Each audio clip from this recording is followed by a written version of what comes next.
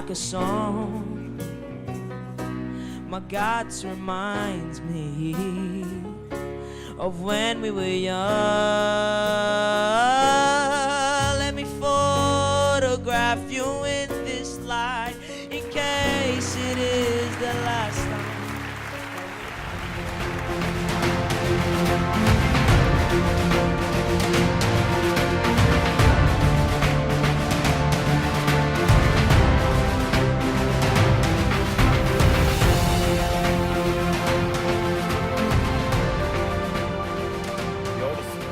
Children, Anastasios Stathopoulos, was born on the 14th of January 1942 in Larissa, Greece. He completed secondary education in 1958 in Larissa and also received his diploma for the French language from the French Institute of Athens in Larissa. In 1961, he received his proficiency in the English language from the Michigan University through the American Embassy in Athens. In 1958, he was admitted into law in the Athens University, where he completed his studies in 1962. Anastasios migrated to Australia in 1968, and at the age of 26, married Katerina Apostolopoulos in the same year and went on to have 3 children, Aristides, Thalia, and Marinos, and has 7 grandchildren. Anastasios has made an immense contribution to the community through his journalistic, media, language, and cultural work over many decades. He began his journalistic endeavours in 1969 when he started working for the Greek language newspaper Phos, followed by Pyrsos, Ellenikos Kosmos, Ethnos, and Ta Nea, where he continues as a contributor today. His significant contribution to Greek journalism in Australia also extends to radio broadcasting at 3AB until 1997 and to 3XY since that time. He has also made appearances through community television programs on Channel 31 as part of his contribution to Ta Nea and 3XY. In 1974, he established a language school called Xenon School of Languages, specialising in the Greek language, which he ran with the support of 20 staff over a period of 26 years. He educated over 18,200 students during that time. Between 1976 and 84, Anastasios was employed at the Greek consulate in Melbourne, helping Greek Australian migrants with cross-jurisdictional and other matters. Anastasios' credentials are impressive, to say the least. He completed his Bachelor of Arts at the University of New England in 1982. He completed Master of Literature degree from the University of New England in 1983.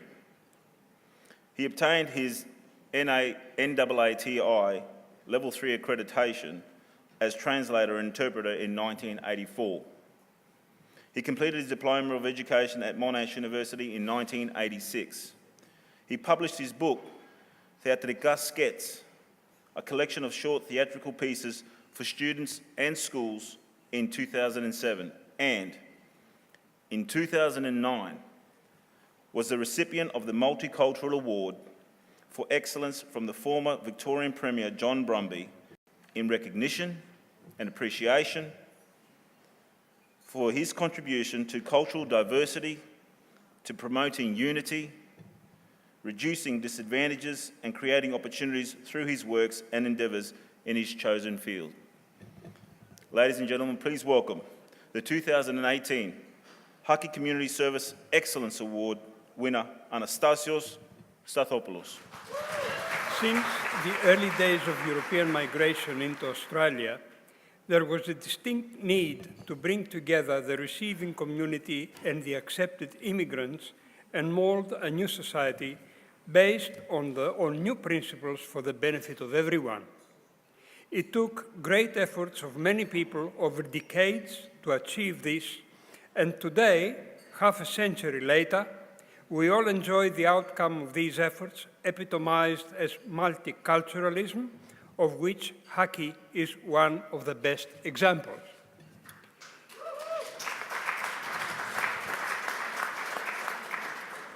For this moment of distinction, for which I feel especially honored, I wish to thank my wife as well as my proposers, headed by my dearest daughter-in-law, Aliki, and all those who have stood by me all these years and supported me. Mostly, the Stamoulis family and the Greek media group, that is Radio 3XY, Radio Hellas, and Ta Nea newspaper, with whom I have been associated for over 20 years, and of course, HACCI, the elite association of Greek Australian Business and Professional Chamber. Thank you very much.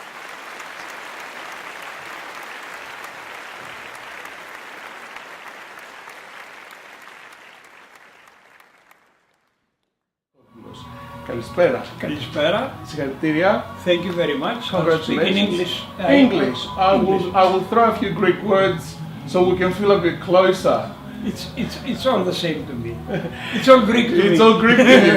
So you received the Community Service Award, the award that's presented by Pronia, a Greek organization here in Melbourne.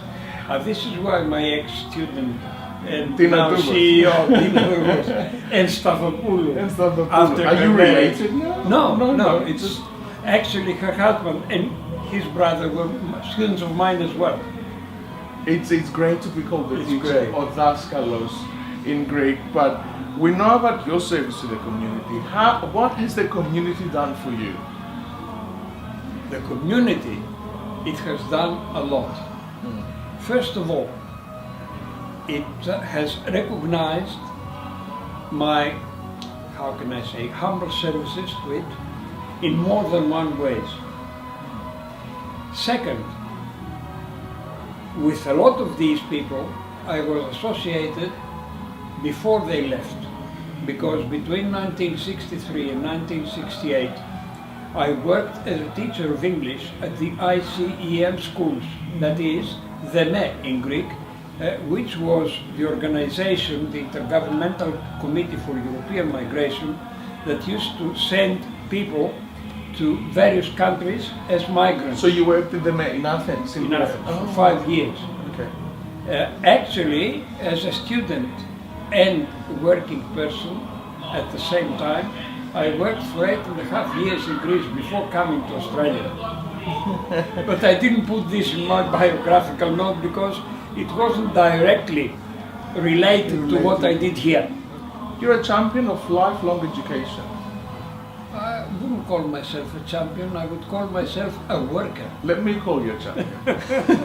What is the importance of education to you, and how does education affect the migrant experience? Well, when I came here, I had other things in mind. Surfing. Not really. No, I mean, I was meant to start something as a business. Yeah. But the times were hard. The Australian majority, the Anglo-Saxon Australian majority, at that time were not prepared properly by the governments and by the social conditions to accept migrants the way we accept them today. And it was a hard-fought struggle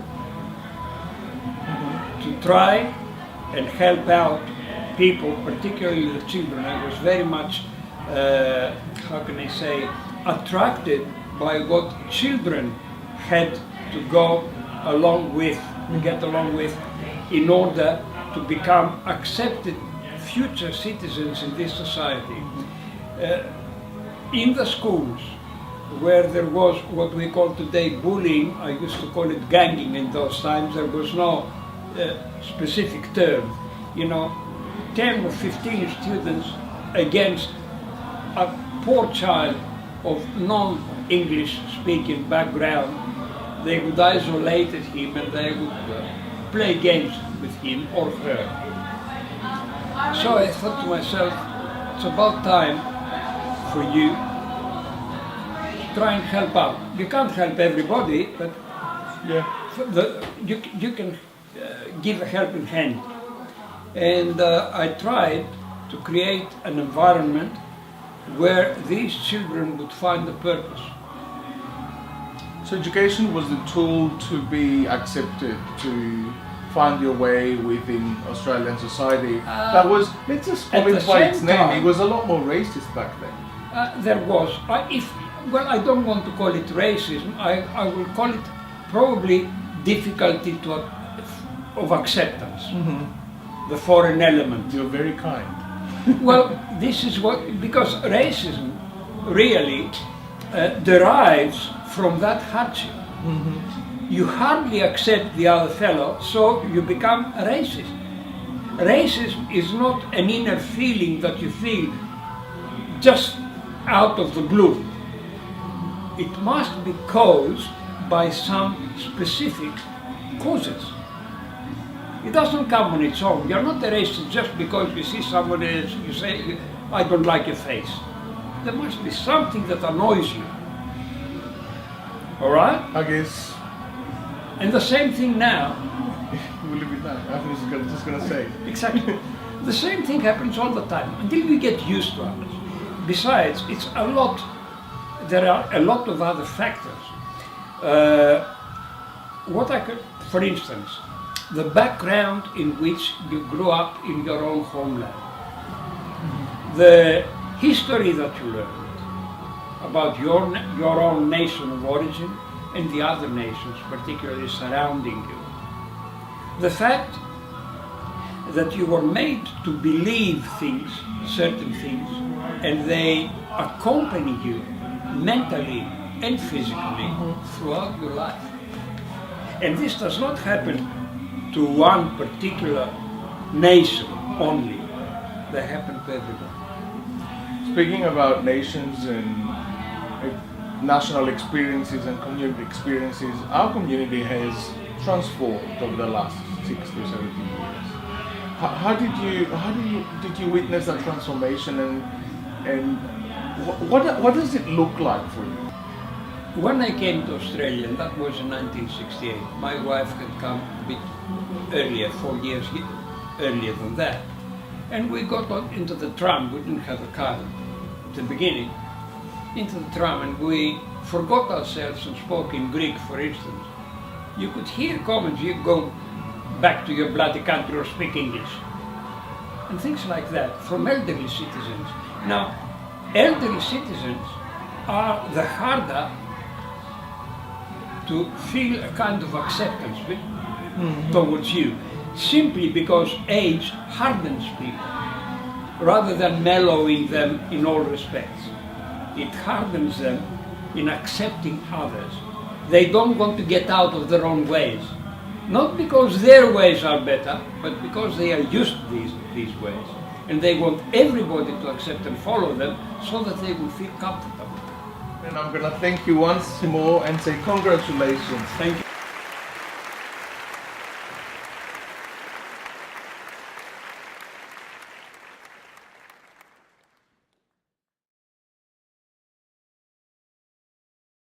What is going on, ladies and gentlemen? Now my mum, my 80-year-old mum, she's been in this country for 60 years. She can't speak a word of English, but now she got herself an iPhone. And she's complaining about it already. She's going, George, this iPhone, it's shit, George. It's not working. I said, Mum, that's because you need a nap. She goes, I had one at 3 o'clock. It's still not working. I said, our app, Mum, our app. I said, what's your phone number? She said, 6. I said, that's your phone number, 6? She goes, yes, stupid, it's a nice 6, you got it for me. Lugger.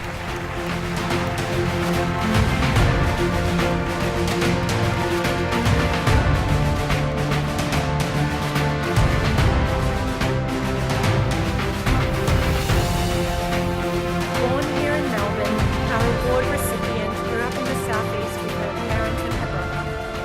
After completing her VCE in 2007, she commenced her studies at Monash University, undertaking a Bachelor of Commerce, Accounting and Finance. Graduating with a distinction average, led her to be offered a position at the prestigious financial services firm Grant Thornton, and in 2014, she was awarded her certification as a chartered accountant. Despite her professional success, her entrepreneurial spirit led her to start the Fox Tan with her business partner and friend. Theirs is a classic startup story with humble beginnings, making business plans and undertaking research about suppliers, through to branding, execution, customer service, and packaging.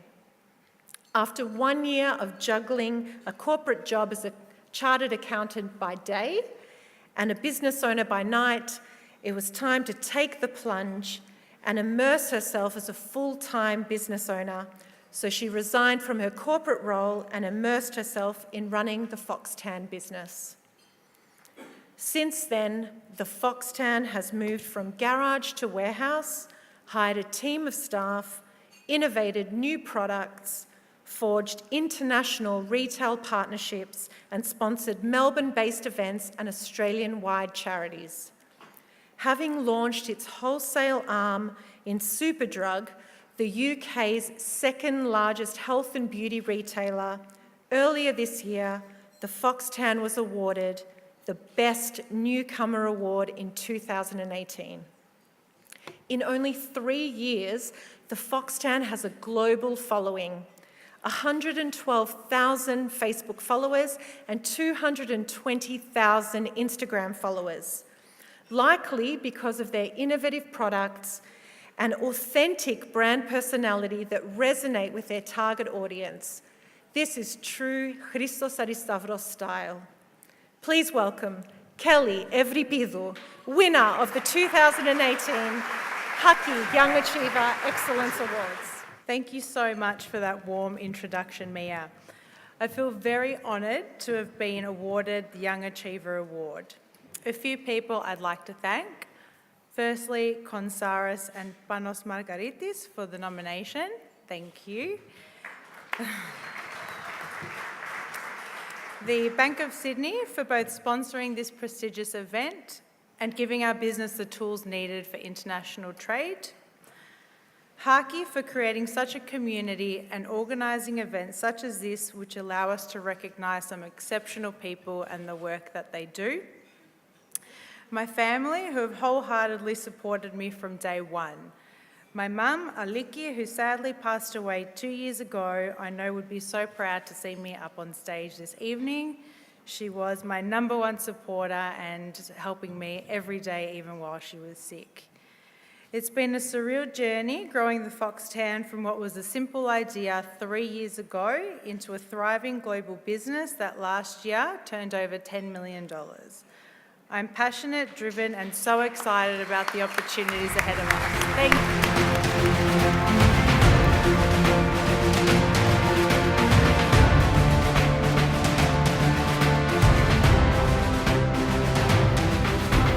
How was it starting a business from scratch, business planning from scratch at such a young age? Well, firstly, thank you very much. It was an idea that my business partner and I had, and it was 3 years ago, back when e-commerce was really starting to, people were starting to talk about it. It was something, and we thought, I had finished my chartered accountancy, my business partner had sold her salon, so we thought, hey, let's So two women. look into this. Yeah, two friends. Both had a passion for wanting to do something outside of our work, so we thought, hey, let's look into this, and we did, and thought, why not? Let's give it a go, and a bit of. What was the point that you decided to leave your full-time job and invest in your own business? What tipped the scales? So we had gone live for a year at that stage. We had the product out to market for a year, and it was that stage where I just had so much passion for the business and so much work that I wanted to put in the business, and I'd been at my accounting job for 5 years, so I was at that point where I was ready for a change, and I had to make that decision. Do I want to be the business owner that's never there and just pay somebody to do my job, or do I want to be there making the decisions and taking charge? And I had to do it. So from accounting to tanning, it's quite a Big leap. change, yeah. It's quite a leap. Big change. Tell me about the product. Tell me, what is it?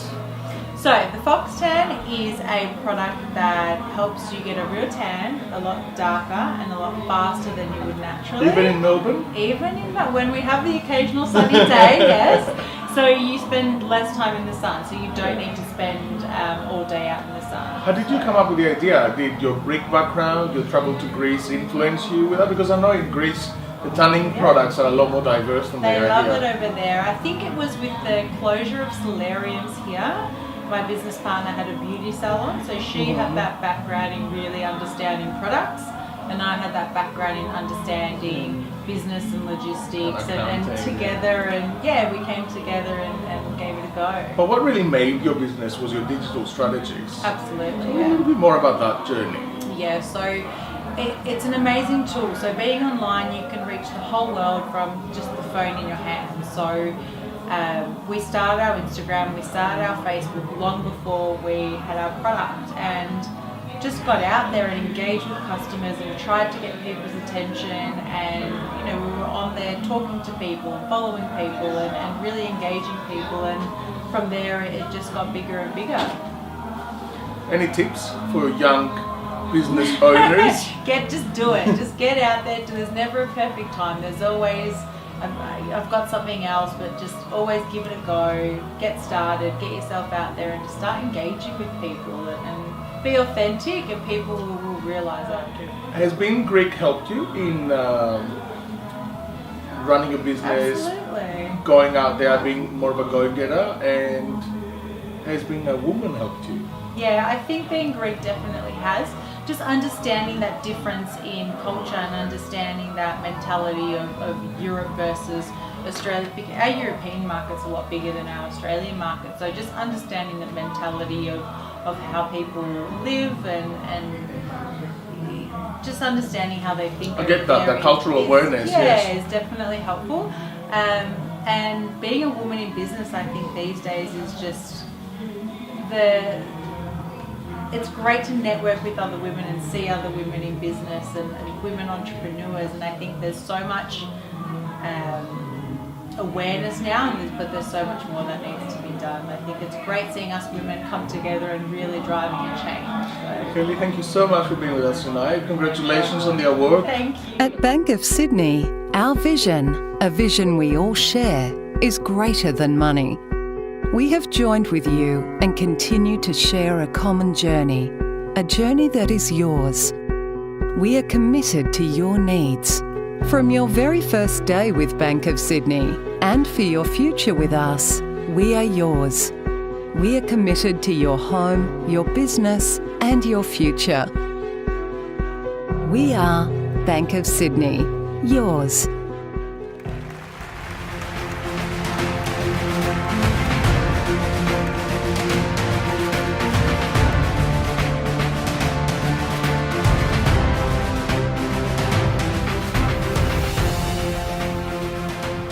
Tonight's award recipient was born and raised in Melbourne to Greek parents George and Joanna Philopoulos and one younger sibling, Theo Philopoulos, and he attended Melbourne High School in South Yarra.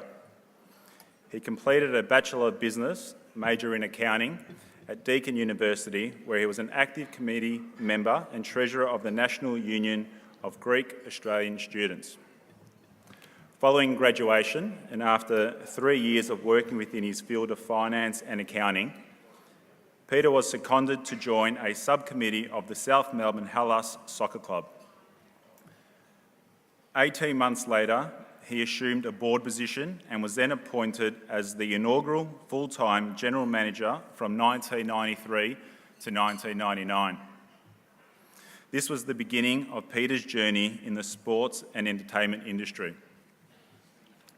During his time at South Melbourne, Peter played a key role, along with the board, in the relocation from the old Middle Park home ground to the purpose-built football stadium at Bob Jane Stadium, and the appointment of Ange Postecoglou in his first senior coaching job.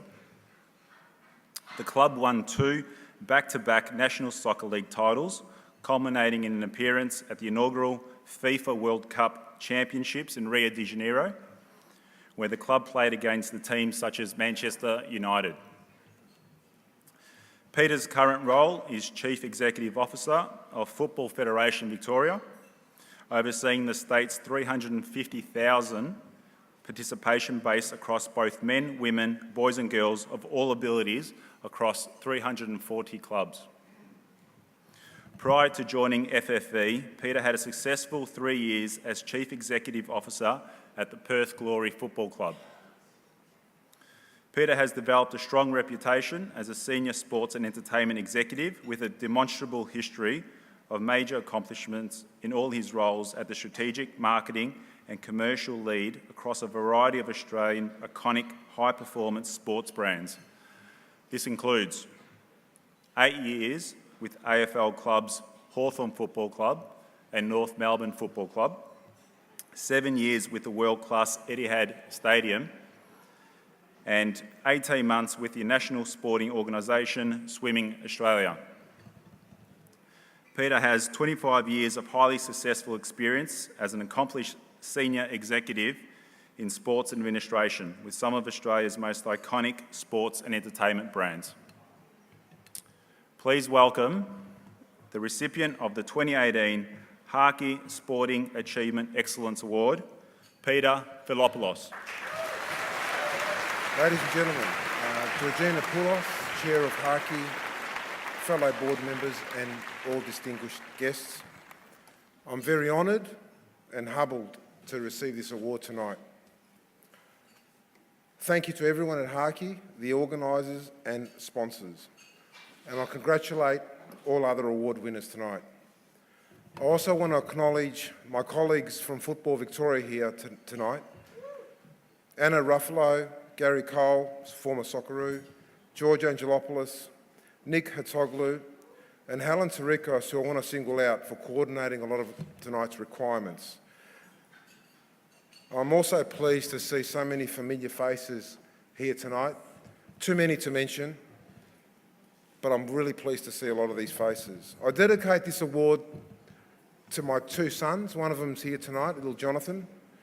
George and Jonathan, who are my biggest fans and supporters and who I adore with all my heart. I actually owe a lot to the Greek community for this wonderful career I've had in sports and entertainment, and especially South Melbourne Soccer Club, where I began this unexpected journey in 1993. And there's some people in the room tonight that actually contributed to that career. And I'd like to single them out. Two of them are Peter Abram and Peter Mitrakis.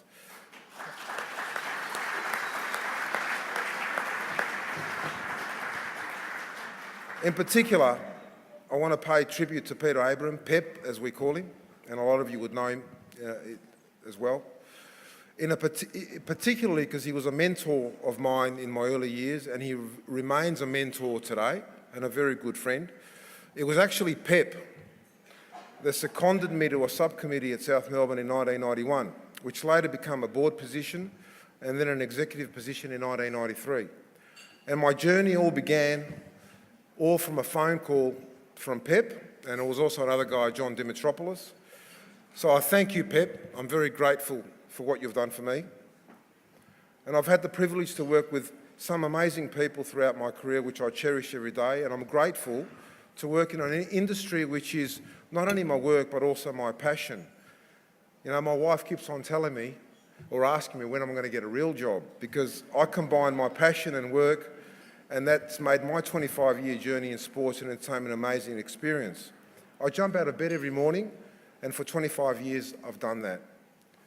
Lastly, most importantly, I need to acknowledge my wife, Mary, who's here with me today.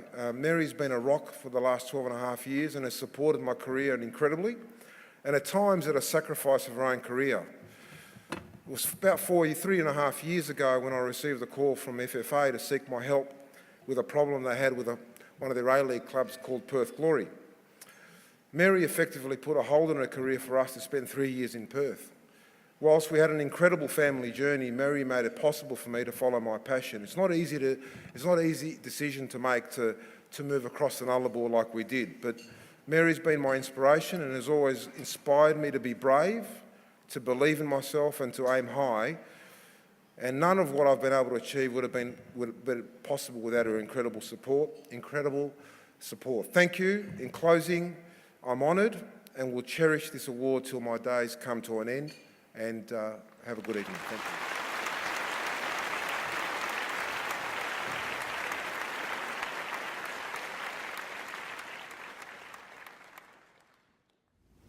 Congratulations. Thank you very much. What an honour. What a great night on Friday. It was a fantastic night, and it was a big honour, and I'm very proud to be recognised by my Greek community, which I'm very proud of my heritage. So it meant a lot more than normal for me and my family. You were a very popular guy on the night. You're the leading authority in football. What's your take on the sector? It's very strong and exciting, which really drove me to come back to Victoria to head up football in Victoria. We're growing rapidly. It's the #1 participation sport in the country, and now we're growing enormously in the women and girls space, which is exciting. And our Matildas, the Australian women's team, are #6 in the world, and very likely to win a World Cup in the next 10 years. So this is an exciting space to be. That's very exciting to hear. How does Victoria compare to the rest of the states? We're very strong. New South Wales is the #1 participation sport, #1 participation state, I should say. In Victoria, we have a very strong AFL. However, we are increasing in participation, and our main competitor, the AFL, is declining in participation. So this is an enormous opportunity for a culture shift over the next 10 years. What's the greatest pleasure that football's given you? The greatest pleasure, I must say, is close to my heart and the Greek community, and that was my first entry into sports administration when I was general manager of South Melbourne Soccer Club, or South Melbourne Hellas, Elas Vodnis, as people know it. That's my team too.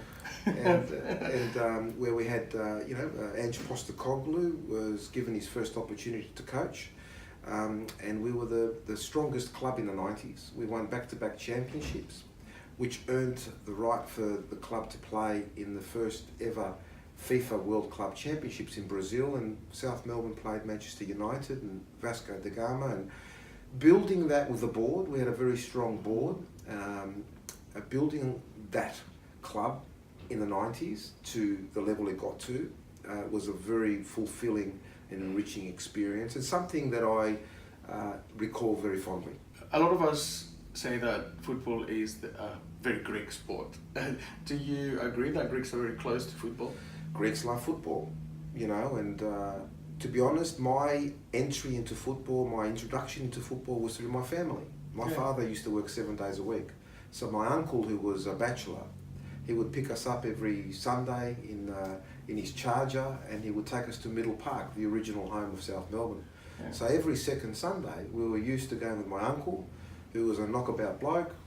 He would take us in his Charger, down Dandenong Road to the ground, and we experienced Hellenic culture. We'd walk into the ground and we'd grab our favourite souvlaki. We'd sit in the terraces. We'd watch players like Oscar Crino, Alan Davidson, Ange Postecoglou, George Christopoulos. They're the sort of players I grew up with. Dougie Brown, Charlie Egan. The Greek community has made a significant contribution to Victorian football and the way it's evolved over the last 50, 60 years.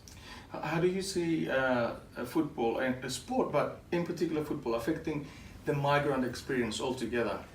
Well, the migrant experience back then, it was the Greek community worked hard during the week, and they socialised. They went to church on Sunday mornings, and on Sunday afternoon, they used to go to the soccer, either play soccer or go to the soccer to mix with other Greek people they wouldn't see during the week, because they worked hard. They worked hard in what they did. So they used the church and soccer in the afternoon as their social outlet on a Sunday. And hence why that was the way I grew up. And it was a fantastic experience. I've made a lot of friends through South Melbourne Soccer Club. I think the South Melbourne Soccer Club is responsible for a lot of friendships. I can tell how much you love South Melbourne. A lot of marriages, and it's to me, it was my introduction to sports administration, and it's paved the way for my 25 years in sport. So I owe a lot to the Greek community. I owe a lot to South Melbourne Soccer Club, and it's always going to be close to my heart. So how has your Greekness affected you professionally? Obviously, you're professionally and in sport, it's the same thing for you. But how has that Greekness guided you? I think the strong work ethic, you know, my parents taught me as a young child, you know, growing up. You know, the strong work ethic has served me well because I've never been afraid of hard work. And in sports, you know, you need to work hard. You work a little bit harder than normal. You don't get paid as high as other industries, and you need to love it. And I suppose passion is the other thing that Greeks have. I'm passionate about soccer. I'm passionate about sport. So along with my work ethic, you know, that I've been able to combine my profession with my passion has really made my life very enjoyable. You're a very lucky man. So soccer or football, what do we say? Football or soccer, I don't mind. You don't mind? I say to people, as long as people are talking about our game, I don't care whether they call it soccer or football, as long as they're talking about our game. We can call it μπάλα. Λοιπόν, πάμε για μπάλα. Ευχαριστώ. Να είσαι καλά. Κάθε μας φεράκι γίνεται τραγούδι και το λέμε και μες στα στραπάτσα μάθαμε ποτέ μας να μην κλαίμε και μες στα στραπάτσα μάθαμε ποτέ μας να μην κλαίμε. Τι τα θες, πάντα έτσι είναι η ζωή. Θα γελάς ή θα κλαις, βράδυ και πρωί. Τι τα θες, πάντα έτσι είναι